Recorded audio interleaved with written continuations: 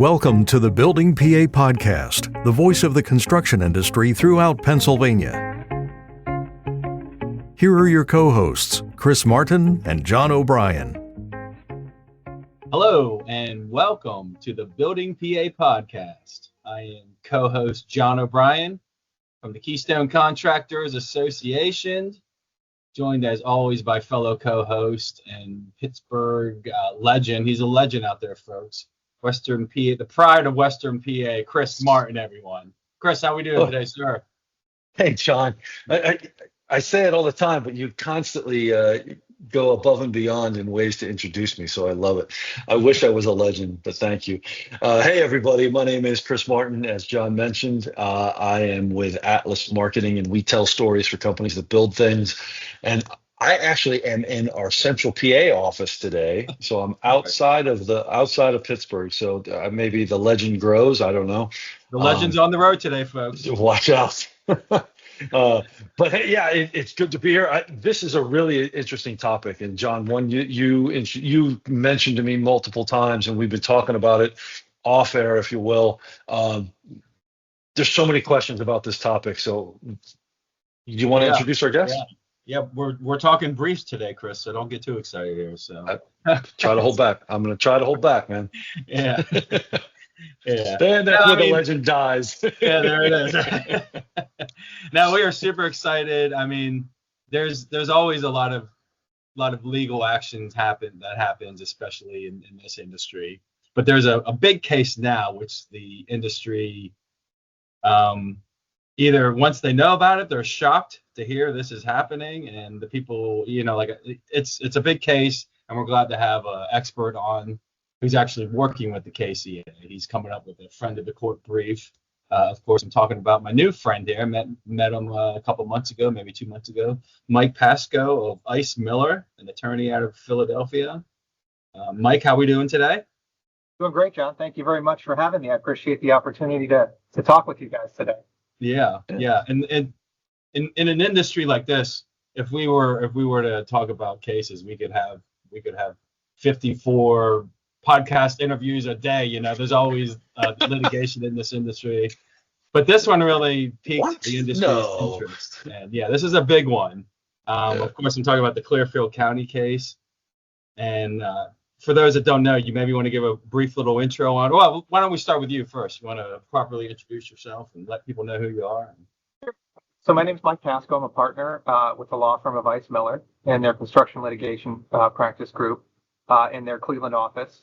Practice really all over the country, significantly in Ohio and in Pennsylvania. And my focus largely is on all aspects of construction, from contract negotiation and drafting, best practices, claim management during projects, claim avoidance during projects, and then all the way, unfortunately, to the matters that end up in litigation and arbitration. Awesome. Many stories coming out of this. Yeah, there's a lot. Yeah, whenever we first spoke, I think I called you when you were in Philadelphia, so maybe I messed up your location there. So. I'm in Eastern PA. I call it my home away from home. The residents in people in Harrisburg know me by sight and welcome me regularly. So I'm there on a consistent basis. Awesome. And now you're here with us. So this is a great day. So it's a great day. Yes. So let's get right to it here. What is the Clearfield County case, and why should construction industry care about it? So the Clearfield County case involves the Clearfield County Jail. They're doing a renovation on the jail that was built about 40 years ago. And upon doing the renovation, they discovered that there was not a horizontal bond beam at the top of the masonry wall, and the steel plate that was called out in the original drawings was missing. And their contention is that this is going to cost the people of Clearfield County and of the Commonwealth of Pennsylvania about $4 million to fix it. And ordinarily, the contractor and the design professionals would say, too bad, so sad. It's been 40 years. Have a nice day. In Pennsylvania and in many other states, there is an old legal doctrine called nullum tempus occurrit regi, which literally means time does not run against the regent or the king.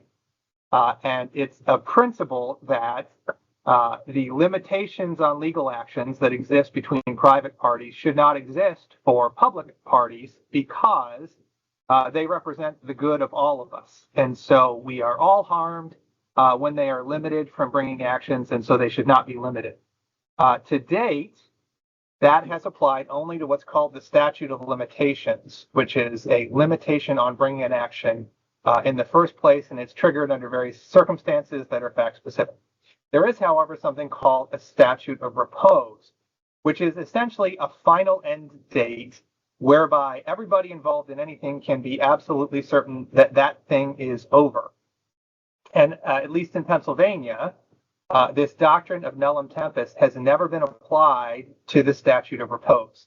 And what Clearfield County is asking in this case, and they're all the way up now to the Supreme Court of Pennsylvania, is to say that this doctrine does apply and that you can, public owner can sue forever against anyone who did any work for them because they are vindicating the good of the people. Well, that's a scary notion right there.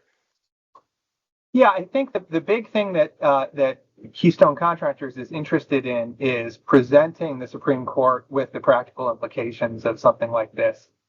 And we're focusing on in the amicus brief that we're drafting, which is a friend of the court brief, explaining to the Supreme Court justices exactly how our industry works and why this would be a nightmare proposition for the industry as a whole. And it's just generally a horrible idea to take off the limitations.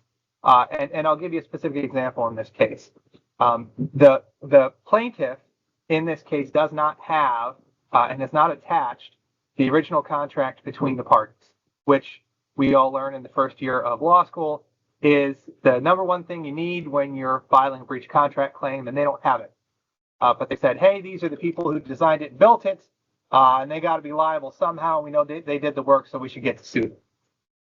However, in Pennsylvania, you can contract out of this nullum tempus doctrine, and you can say it doesn't apply, and nobody knows if it does or doesn't.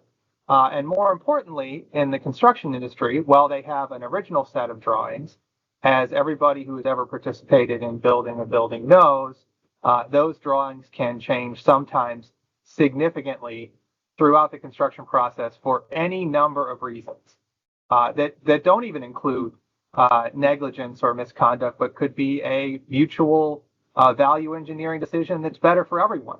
Or they could include a direction by an owner to do something that the contractor says is a really, really bad idea, but they do anyways because they're directed to do it. And under what's called the Spearin Doctrine, which is a national doctrine, but actually was founded here in the Commonwealth of Pennsylvania, that says if a contractor builds it the way the owner says to build it and it falls down, it's not the contractor's fault. And if you take away sort of the end limitation on things, you force these contractors to forever keep absolutely every single piece of paper, document, correspondence, etc., ad infinitum. And it's just a bad idea. The one thing, when John started talking to me about this, like my first thought was, in the 1940s, yeah, they had drawings and they had design specs and those type of things. But the reality of it is it's probably quicker and easier to go ahead, Joe, just go ahead and fix and do what you think is best, and here we go. Yeah. And that sounds basically what you're saying here is that's a possibility. I'm not saying that's happened because I wasn't there, but the reality of it is that is a strong possibility, and there's no documentation saying yes or no. Yeah, that's exactly right, Chris. And one of the things that I'll tell you that I've seen, when you look at projects that were built 10 years ago, the practice did not exist to regularly document things, right? And even more so now, especially in the age of technology, when everyone has a smartphone and everyone has email, right? We're seeing a much better record keeping for projects than we saw even 10 years ago. But think 40 years ago, right, to the 1980s, when computers really didn't exist on job sites, right? And people were putting together P6 schedules by hand, and they were notating on drawings with clouds for changing them, right? And people kind of got along and put their heads together and came up with solutions, and they built great buildings like Clearfield County Jail that stood for 45 years with absolutely no problem, even though the appellant, the people bringing this claim, would have you believe that it's imminently going to collapse any year now. In the past 45, it's going to fall apart and fall down. And, the reality is, the horizontal bond beam may just be a course down, or it may have been omitted in favor of something else that somebody thought was a great solution, or it may just not be necessary. But nobody's ever going to really be able to figure that out, especially not 40 years later. Yeah. 40 years later, I mean, one of the companies is no longer in business. There's been a change of leadership there within the companies that are involved. Some of the people that actually worked on it are no longer with us. It's crazy.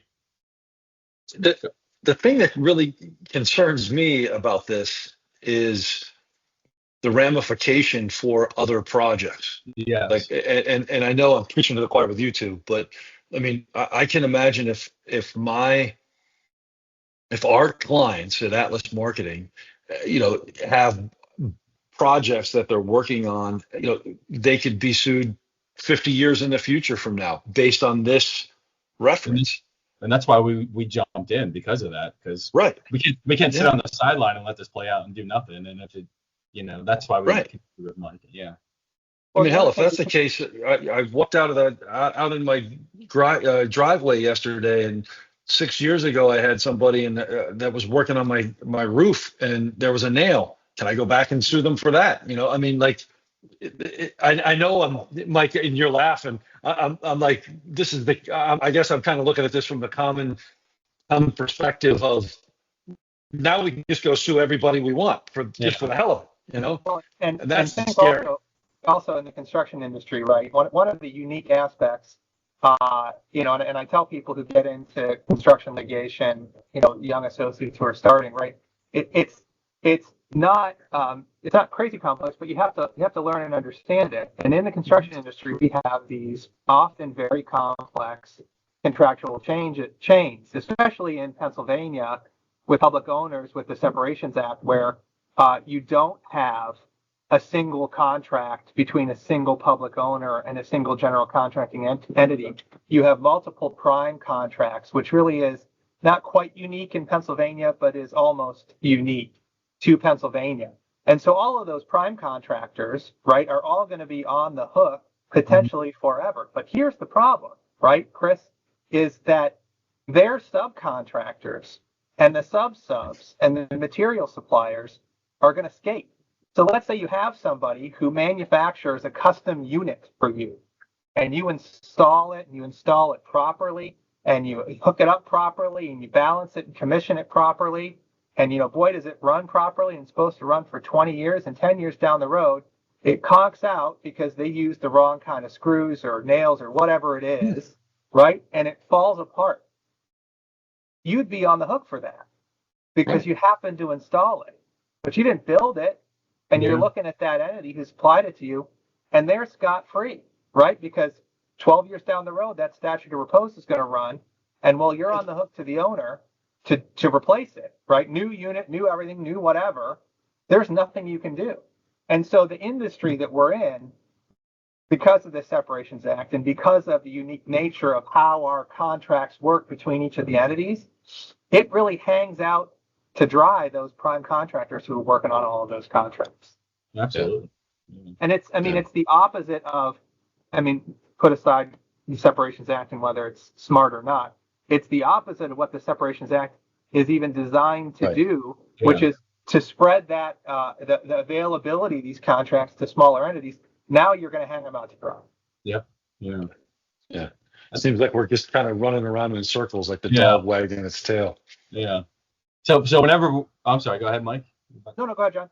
Oh, yeah, no, I was going to say, whenever we first started speaking, everyone amongst our task force, the KCA task force working on this brief with you, was just so focused on, okay, we're past the statute of repose. This is 40 years ago, and we just couldn't get our head past that, And then you brought some kind of guidance and leadership into the issue, and you were saying how practical. Let's make this practical, because Supreme Court justices don't always see that. They just see the black and white and the contract, whatever.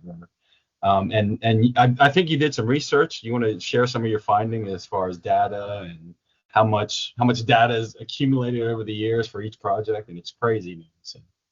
Yeah. So one of the things that we were pointing out, right, is in the digital age, right, how serious is this? And there's actually some pushback from KCA members about, how much could it really cost? How much are we really looking at? Is it really scary? Or are you really, I can go get a hard drive at Best Buy for a couple $100 and it's fine. So here's what we found. A power user of data, is going to generate anywhere between 500 gigabytes to 1 terabyte per year of data.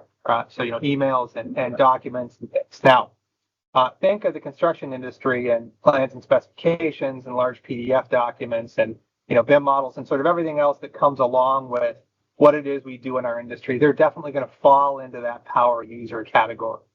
And even if we take that lower end of 500 gigabytes, say a 10-person crew on a job for 2 years is going to generate, 15 terabytes or 10 terabytes, of information for that project, which is going to cost them $150 a month per terabyte, or $1,500 a month for the 10, which is 18 grand a year to store that project data. Now, it doesn't sound like a lot, right? But if you have 10 projects, that's $180,000. If you run that over 10 years, that's $1.8 million. And if you run it over 40 years, which is the time period we have here, just for the data, $7.2 million. Now, obviously, you can call that and be efficient things, but then you're hiring someone to be efficient with the data and to manage it. And who's going to do that, right? And so this is and it's an exponential problem, right? It never ends. 80 years from now, it's going to be 14 million, right?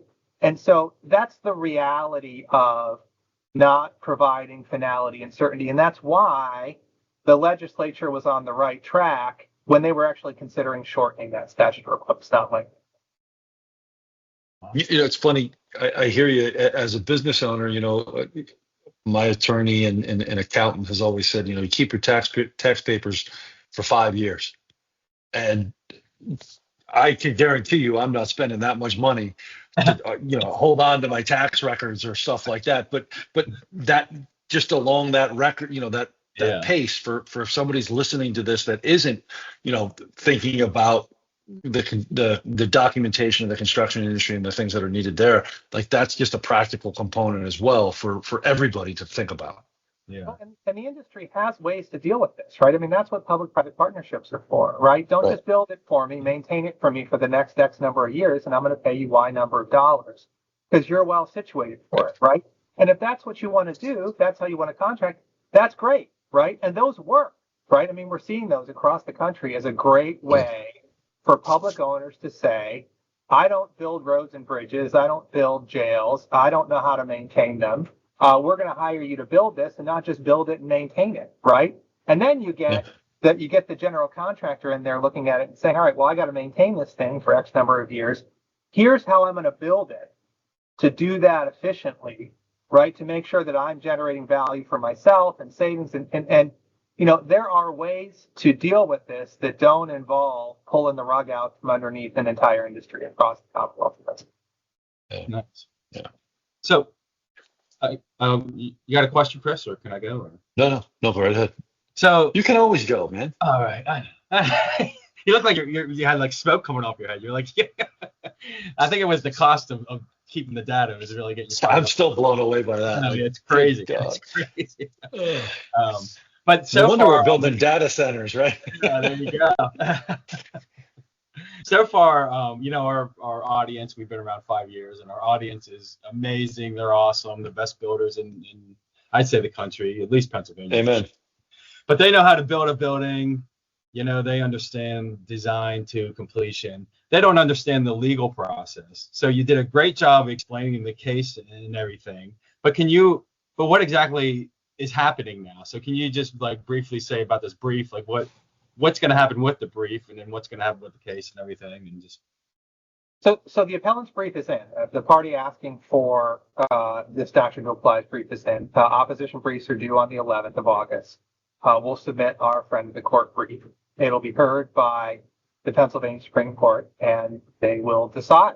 Again, hearkening back to 1L of law school, Marbury versus Madison, it is emphatically the province of the judicial branch to say what the law is, meaning that what the judges are supposed to do is an interpret, not legislate. And so they'll need to look at that statute of repose.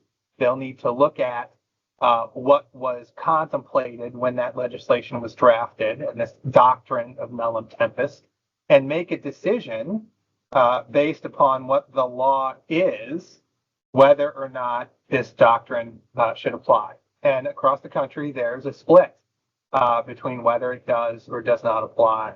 And in this case, it's going to be up to the Pennsylvania Supreme Court to look at it and say, what was contemplated by our legislature in the Commonwealth of Pennsylvania when they put a 12-year limitation on actions in construction. Yeah. So it's decided by the Supreme Court, but previously lower courts have decided on this. Do they release their comments, their opinions, and what did those courts say? So both lower courts sustained what are called preliminary objections, which is essentially the case was filed and the response was, hey, too late, right? And both lower courts agreed, too late, right? Yeah.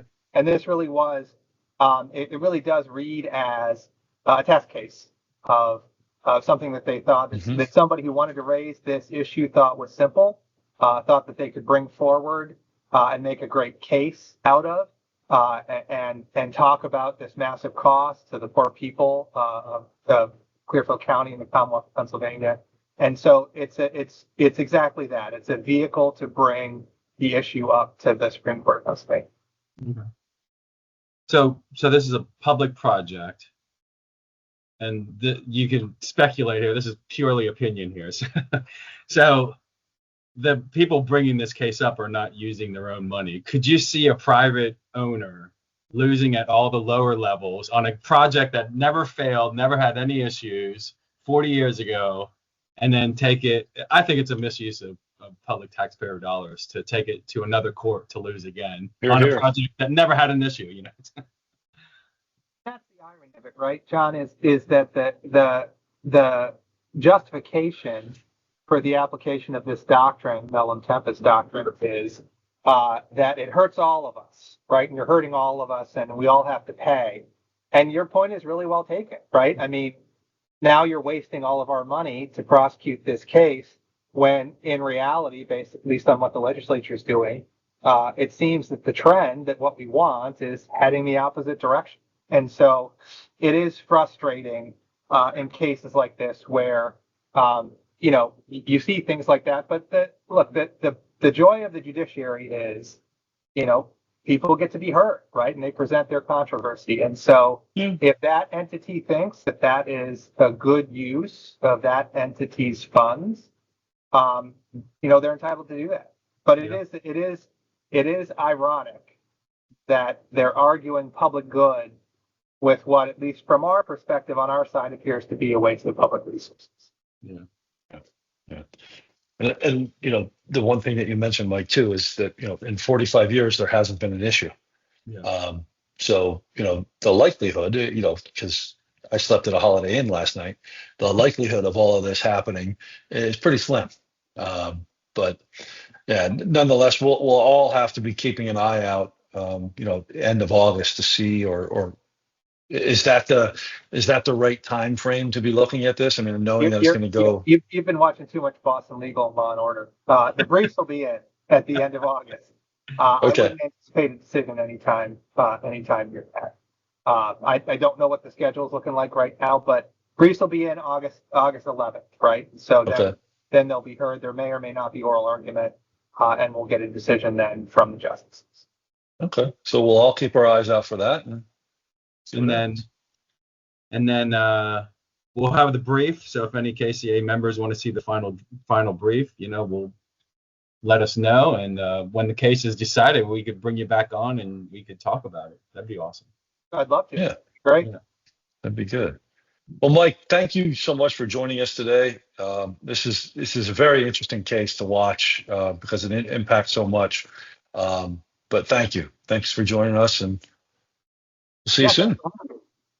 Yeah. Yeah. Thanks, Mike, for working with us. It's been amazing so far, and the work product is awesome. So thank you so much. Yeah, it's been a privilege. I appreciate the opportunity as always to represent some of your members, and happy to help anyone if they have any other questions. Thank you for joining the Building PA podcast. To stay up to date, follow us on LinkedIn and Facebook, and visit buildingpapodcast.com to subscribe to upcoming shows. Thanks for listening.